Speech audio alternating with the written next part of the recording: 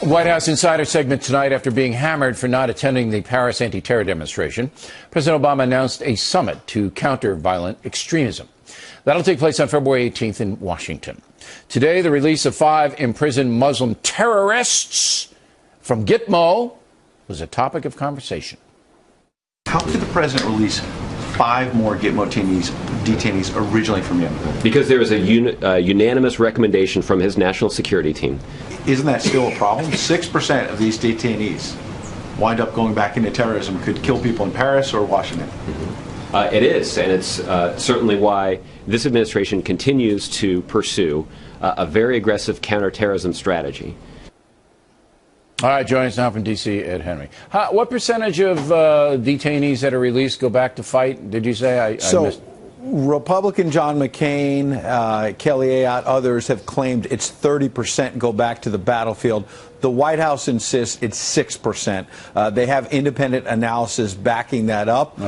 So bottom line, though, is what I was trying to press Josh Earnest on is even if it is 6% and John McCain is wrong, 6% of these terrorists going back to the battlefield, as we saw painfully in Paris, could be real problem. Okay. What is this summit now, the extremist summit? What is that?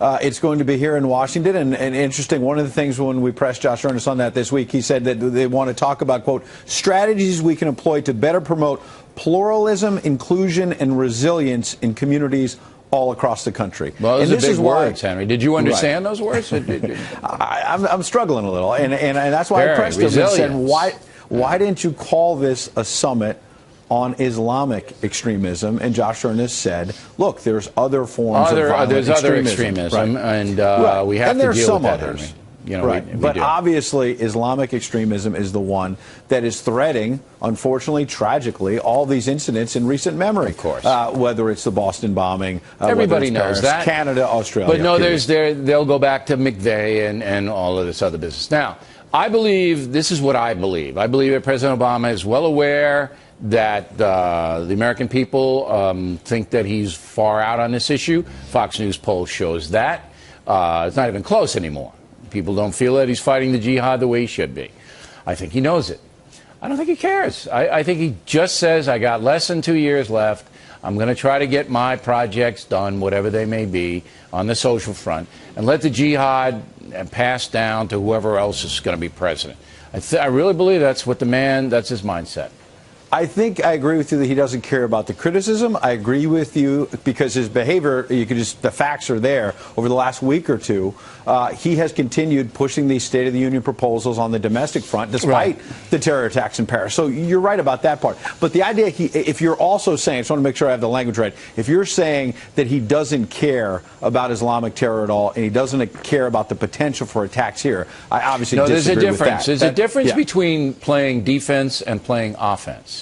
Okay? What Josh Earnest told you, a robust counter-terrorism operation, is true. Because if there is another 9/11 on American soil, President Obama goes down in history as the worst president of all time. He's down there with Buchanan and Johnson.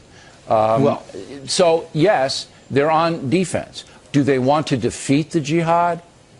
No. Well, okay, I agree with you that they're on defense now. Where I would say he has been on offense before was taking out bin Laden, drone strikes in Yemen, Somalia, small etc. ball. That's small ball. Okay. That's not big picture stuff. And let me finish the thought, which is that as recently as September, the president talked about being on offense in Yemen and held it up in a speech to the American people, I think it was September 10th, as a success story, the counter-terror policies in Yemen. And look at what has happened. And in fact, one of the brothers, who was the mastermind last week in Paris, we now know trained in Yemen. So that's just what I just told Mr. Barron, just came back from Yemen. It's not a success story. The truth is that ISIS and Al-Qaeda are getting stronger. They're killing more people.